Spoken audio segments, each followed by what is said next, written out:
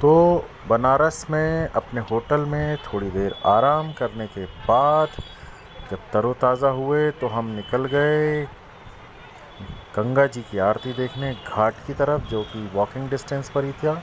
और यह इतनी अच्छी जगह थी कि हम आराम से टहलते टहलते जा सकते थे। यहीं पर दिख गई हमें चाय की दुकान। ये चाय की दुकान पे हमें मिल रही थी कुल्हड़ की चाय। ये देखिए इनकी सिगड़ी की बनाई हुई है और एक फ़ैन इस तरह से लगाया हुआ है जिससे फ़ैन चलता रहता है, सिगड़ी गर्म होती रहती है। तो सिगड़ी का जल्दी से वीडियो बनाया। कुल्हड़ वाली चाय हम लोगों ने ली। बाजू में ही खूबसूरत मटके बिक रहे थे, वो देखे। ये पूरी सड़क पर आप घूम सकते हैं और बहुत सारी दुकानें हैं, अलग अलग तरह की दुकानें हैं। आप शॉपिंग कर सकते हैं, सब चीज़ें कर सकते हैं।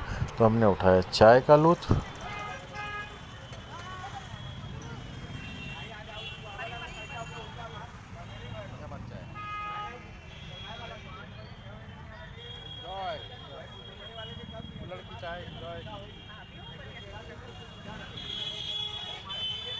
चाय पीने के बाद हम बढ़ गए आगे। चौराहे पर हमें दिखा ये 2 पहिया वाहन को रखने के लिए पार्किंग स्थल, जो कि बहुत बड़ी बिल्डिंग बना के रखी है, बहुत खूबसूरत है। पूरा कॉरिडोर यहीं से शुरू हो जाता है बाबा विश्वनाथ जी के लिए जाने के लिए। अब ये चौड़ाकरण करने के कारण बहुत अच्छी दुकानें बन गई हैं, बहुत खूबसूरत रास्ता बन गया है। अंदर गाड़ियों के एंट्री नहीं है, केवल आप पैदल चल सकते हो। कुछ वीआईपी गाड़ियां ही आ जा सकती हैं, बाकी लोकल लोगों के स्कूटर्स वगैरह तो जा ही रहे थे। तो यहाँ पर कपड़े बहुत ज़्यादा बिक रहे थे, कपड़े, जूते और अन्य सामान। यहाँ से देखते देखते हमें मिले यहाँ पर गांधी जी। देखिए गांधी जी के दर्शन करें।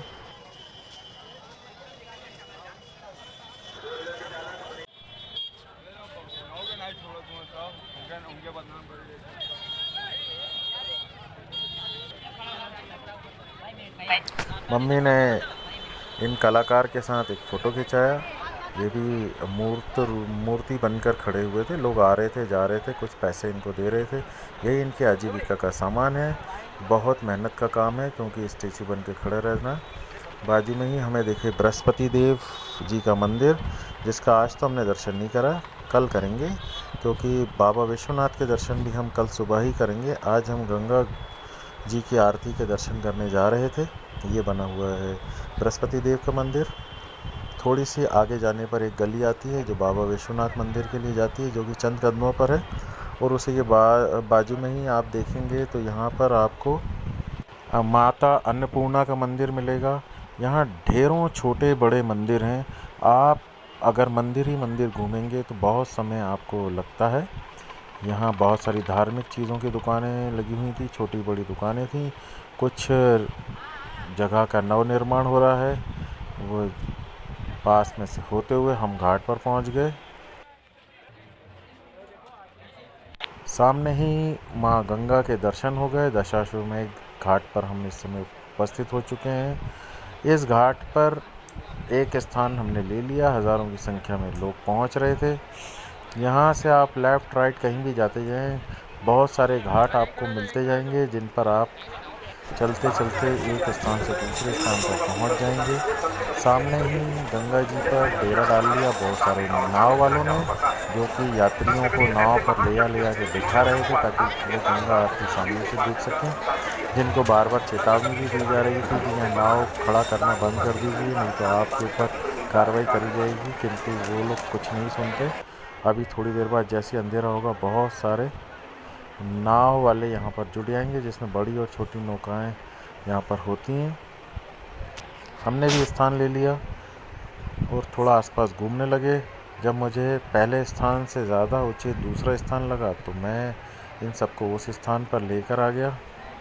उस स्थान के बाद मुझे लगा कि वहाँ पर भी सही नहीं है, जहाँ से आरती के सही दर्शन नहीं होंगे, तो मैंने उन्हें एक ऊंचे स्थान पर लेकर आ गया। ये देखिए हज़ारों की संख्या में भीड़ जो आरती का आनंद लेने यहाँ आई है। नीचे कुछ नई नाव बन रही थी, कुछ पुरानी नावों की मरम्मत हो रही थी, उनके कुछ वीडियोस लिए। दूर दिखा मणिकर्णिका घाट, उसी के बाजू में नया कॉरिडोर बना हुआ है, गेट नंबर 1, जहाँ से हम बाबा विश्वनाथ के दर्शन पे जाते हैं। मणिकर्णिका घाट पर 24 घंटे चिताएं जलती रहती हैं। हर घाट की अपनी अपनी खासियत है। यहाँ बहुत सारे घाट हैं, घाट ही घाट घूमने में बहुत समय लग जाता है। फिर मुझे मिली ये लेमन चाय, जो मैंने फटाफट ले ली और उसका आनंद लिया, और उसके बाद थोड़ी वीडियोग्राफी करी।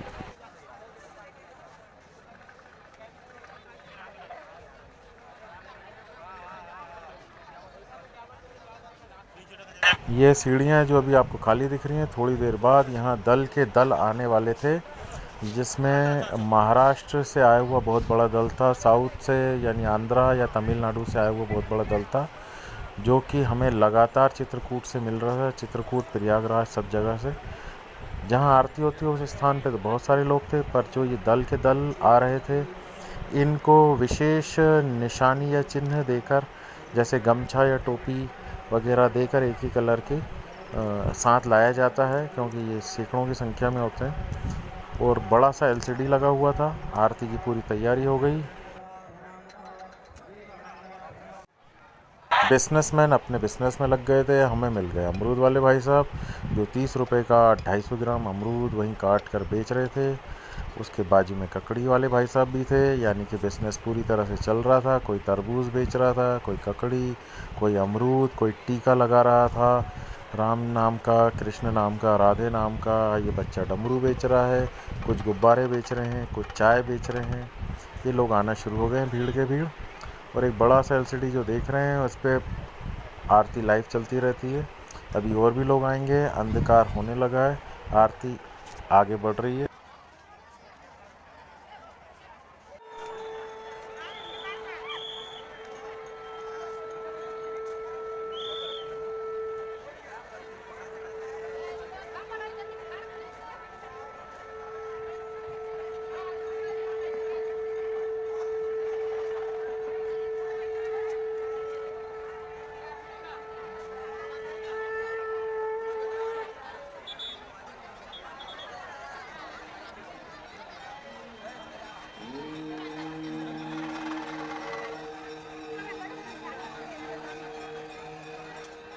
देखिए, हरे गमछे, हरे ड्रेस वाले लोग आ चुके थे। ऊपर जितनी लाइट चमक रही थी, इनसे अट्रैक्ट होकर जो कीड़े आ रहे थे, ये ज़रूर हमें परेशान कर रहे थे। बाकी भक्तजन आरती का आनंद ले रहे थे, जो कि एक बहुत ही खूबसूरत माहौल, खुशनुमा माहौल में हो रही थी।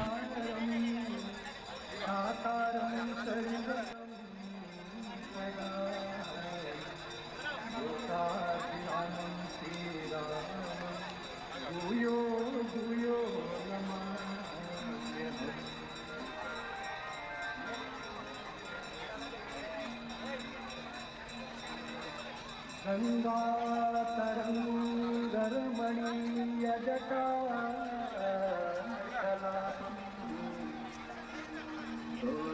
निरंतर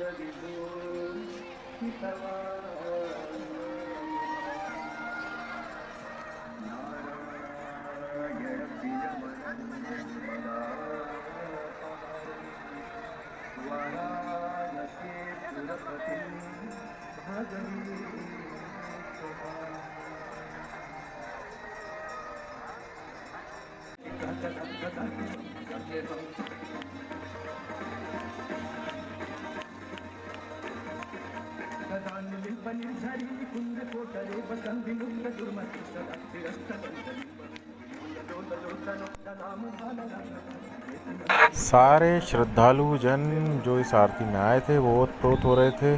आरती बहुत समय तक चलती है, और जैसे कि हमने हरिद्वार, ऋषिकेश, मंदाकिनी नदी, रामघाट, चित्रकूट और अन्य स्थानों पर आरती के बारे में सुना है, पर मेरी पहली आरती यही थी। जैसी आरती समाप्त हुई,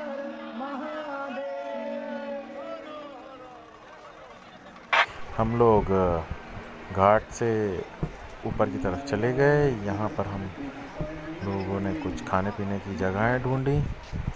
ये स्थान जो है बहुत सारी दुकानों से भरा हुआ है, पर अब यहाँ पर आपको साउथ से आए हुए यात्रियों हेतु जो उनके भोजन की प्राथमिकता है वह मिलते हुए मिल जाएंगे। जैसे इडली, डोसा, सांभर, वड़ा, और बंगाल के लोगों के हिसाब से भोजनालय मिल जाएंगे, जो यहाँ पर बहुत संख्या में आते हैं। हमने ख़रीदी ये दादाजी से एक कुल्फ़ी, जो कि उतनी स्वादिष्ट तो नहीं थी, पर ठीक है, गर्मी ज़्यादा लगने के कारण ये कुल्फ़ी भी थोड़ी तरावट दे ही सकती थी। कुल्फ़ी का मज़ा लेने के बाद हम एक दुकान में पहुँचे, जहाँ से हमने ली ठंडाई। ठंडाई बहुत सारे मेवों से मिलके बनती है। इसमें लोगों को अगर ये आशंका है कि इसमें भांग होगी, तो इसमें भांग नहीं रहती है। जैसे गुरुजी की ठंडाई का बॉटल आता है, उसी तरह की ये ठंडाई थी। हम लोगों ने थोड़ी थोड़ी ठंडाई पी और फिर बाहर निकल गए ठंडाई पीने के बाद, क्योंकि ये दुकान में अब होने लगी थी भीड़। लोग आ रहे थे और मज़े ले रहे थे।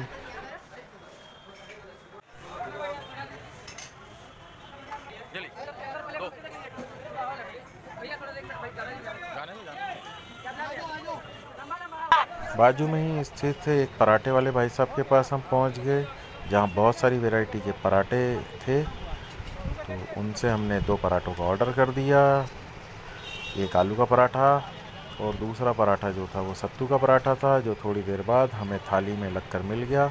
हम पीछे दुकान में चले गए। पराठे के साथ आलू की सब्ज़ी, चटनी, थोड़ा सा सलाद और गुड़ और आम की बनी हुई गुड़म्बा हमें दिया गया। काफ़ी स्वादिष्ट था। जैसे मैंने बताया, यात्राओं में भरपेट खाना नहीं खाता, एक स्थान पर बैठ के मैं कुछ कुछ चुगता रहता हूँ। और जब हम बाहर जाते ही हैं तो हमें अलग अलग चीज़ें चुनना भी चाहिए। थोड़ी दूरी पर हम गए तो हमें मिल गई ये मलइयो, जो कि उत्तर प्रदेश की एक ख़ास डिश है जो दूध से बनती है। दिल्ली में इसको कहा जाता है दौलत की चाट। दिल्ली में इतनी बड़ी अगर हम कुल्हड़ में या दोने में लेते तो 100 रुपये का हमें मिलता है, पर यहाँ पर हमें मिला ये मात्र 40 रुपये में। ये दूध को रात में आसमान के नीचे ठंडा करके इतना फेंटा जाता है कि उसका फ़ेन बन जाता है। वही फ़ेन के साथ कुछ मेवे और केसर वगैरह छिड़क कर, थोड़ा सा मीठा वगैरह छिड़क कर ये मलइयो बनाई जाती है। एक बार तो आपको ज़रूर इसका स्वाद लेना चाहिए। अब मलइयो खाने के बाद परी को किसी बात पे पड़ गई डांट। तो हम जब पहुँचे अगले स्टॉप पर, तो वहाँ से ली हमने मोमोज़ का आनंद लेते समय आप परी का मुंह देखिए। मम्मी लेने चली गई अंदर इडली। ये इडली की एक दुकान थी, किंतु उनको देर होने के कारण इडली उपलब्ध नहीं करवा पाए। मोमोज़ काफ़ी स्वादिष्ट थे, क्योंकि इसके अंदर मसाला दूसरी तरह का था। परी मुंह फुला के खड़ी हुई है, जिसको बाद में पटाने के लिए एक चॉकलेट दिलानी पड़ी।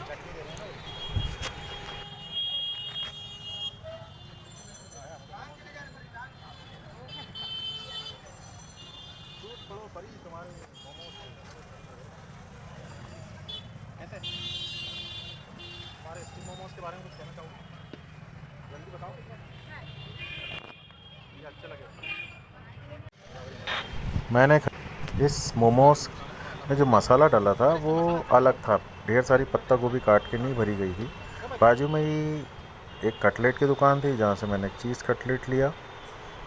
और इसके बाद जब हम लोग हमारे होटल के पास लगभग पहुँच ही गए थे, तो हमने वहाँ पर चाय पी, एक स्वीट ब्रेड खरीदी, परी को पटाने के लिए एक चॉकलेट दिलाई और जाकर सो गए। कल मिलते हैं।